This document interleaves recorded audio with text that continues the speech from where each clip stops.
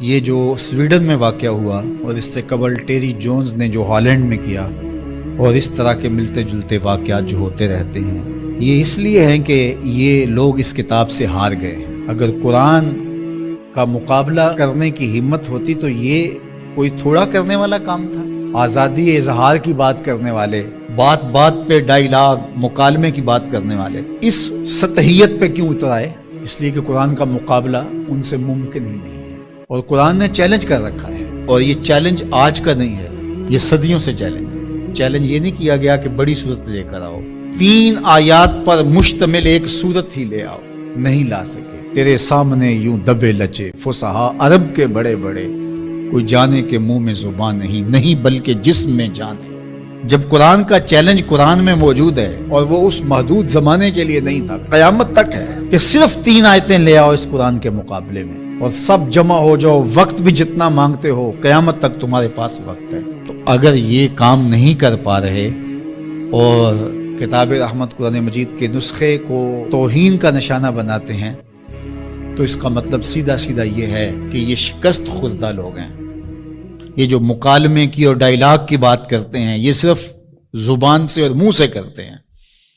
آزادی اظہار کی بات کرتے ہیں تو 1450 سال قبل کی کتاب کو برداشت نہیں کر رہے، تو آزادی اظہار کس کا نام ہے پھر تمہارے؟ تو یہ شکست خوردہ لوگ ہیں، قرآن سے شکست کھا گئے، اور انہوں نے ان اپنی حرکتوں سے بتایا ہے کہ ہم قرآن کا مقابلہ نہیں کر سکتے۔ جب دلیلیں ختم ہو تو گالیاں دی جاتی ہیں، جب بات کرنا نہ آئے تو گریبان کو کوئی پکڑتا ہے۔ تو قرآن مجید کے ساتھ اہانت امیز سلوک اس بات کی دلیل ہے کہ آج دنیا قرآن کا مقابلہ کرنے سے قاصر ہے، جس طرح ماضی میں قاصر تھی، اور قیامت تک اس کا معاوضہ ممکن نہیں ہے۔ اور جب معاوضہ ممکن نہیں ہوگا تو اوچی ہتھ کنڈے ہوں گے اور اس طرح کی نیچ حرکتیں ہوں گی۔ لوگوں نے لوگوں کے ساتھ لڑائیاں کیا، بھلا کسی نے کتابوں کو بھی جلایا ہے؟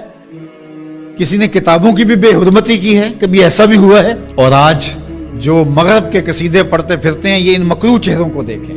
تو آئیے میں اور آپ اس کتاب سے جڑ کر کے اپنی زندگی کو ان بلندیوں پر لے جائیں کہ پھر ہماری گرد راہ کو بھی کوئی چھو نہ سکے۔ لیکن افسوس یہ کہ یہ چیزیں ہمیں بیدار کرنے کی بجائے، یہ چیزیں ہمیں کھڑا کرنے کی بجائے، کتاب کے ساتھ جوڑنے کی بجائے، الٹا جو ہے وہ ہمارا غیظ و غضب اپنے اوپر ہی برستا ہے، اور پھر ہم جو ہے وہ دوبارہ وہیں بیٹھ جاتے ہیں جہاں ہم تھے، اور 1 انچ بھی آگے بڑھنے کے ہم کوشش نہیں کرتے۔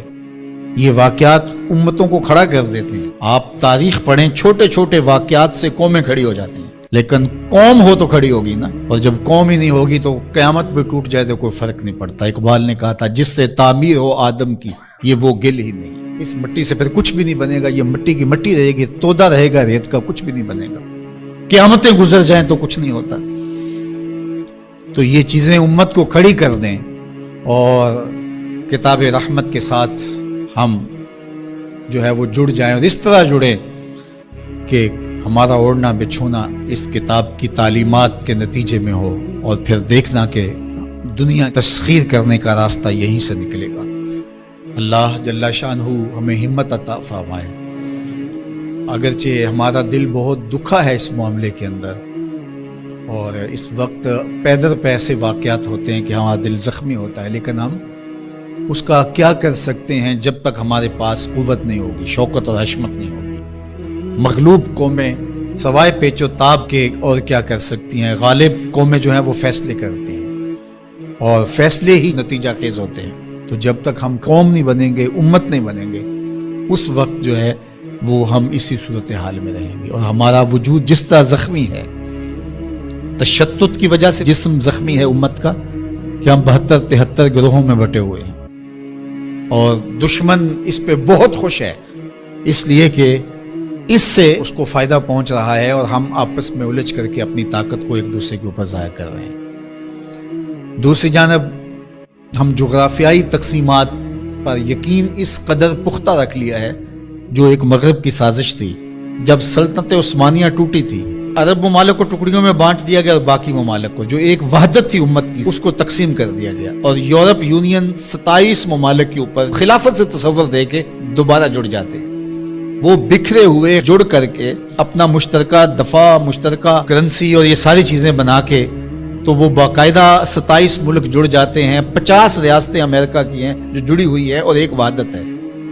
تو امت مسلمہ کو ٹکڑے ٹکڑے کر دیا، اور آج دیکھیے کہ ان ملکوں کی باہم لڑائی سے شام کا کیا حال ہو رہا ہے اور یمن کا کیا حال ہو رہا ہے۔ بلکتے ہوئے یتیموں کے آنسو پوچھنے والا کوئی نہیں، سب کو اپنے مفادات سے غرض ہے۔ اور یہ امت اس وقت جس طرح زخم خوردہ ہے اور جس اذیت میں مبتلا ہے، کیا کہا جائے اور کیا بولا جائے۔ ہمارا دیش تو اسلام تھا، چاہے کسی بھی خطے میں رہنے والے ہوں، کسی بھی گوشے کے بسنے والے ہوں، لیکن ہماری شناخت علاقے بن گئے، جغرافیہ بن گیا، جبکہ ہماری شناخت علاقے اور جغرافیہ نہیں تھا، ہماری شناخت دین تھا۔ ہم سب سے پہلے مسلمان تھے، اور اللہ تعالیٰ نے حضرت انسان کے لیے ہدایت کے من جملہ ذرائع میں سے ایک ذریعہ کتابیں اور صحیفے بنائے۔ قرآن مجید سب سے آخر میں نازل ہوا، اور جتنی ماضی میں نازل ہونے والی کتابیں اور صحیفے تھے ان میں جو کچھ تھا اس کا خلاصہ قرآن کی شکل میں موجود ہے، اور قیامت تک آنے والے اور مابعد قیامت معاد کی ساری چیزیں قرآن میں رکھی گئی۔ اور قرآن کے نازل ہوتے ہی باقی کتابیں منسوخ ہو گئی۔ کتابوں پر اعتقاد، یقین، ایمان ضروری ہے، لیکن عمل صرف قرآن پہ ہوگا۔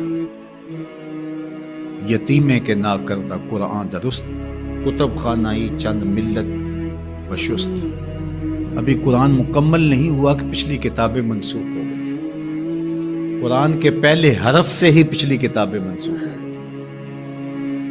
تاروں سے کہو اب کوچ کریں، خورشید منور آتا ہے۔ تو ہمارا پچھلی کتابوں پر ایمان لانا ضروریات دین سے ہے، لیکن عمل قرآن پہ ہوگا۔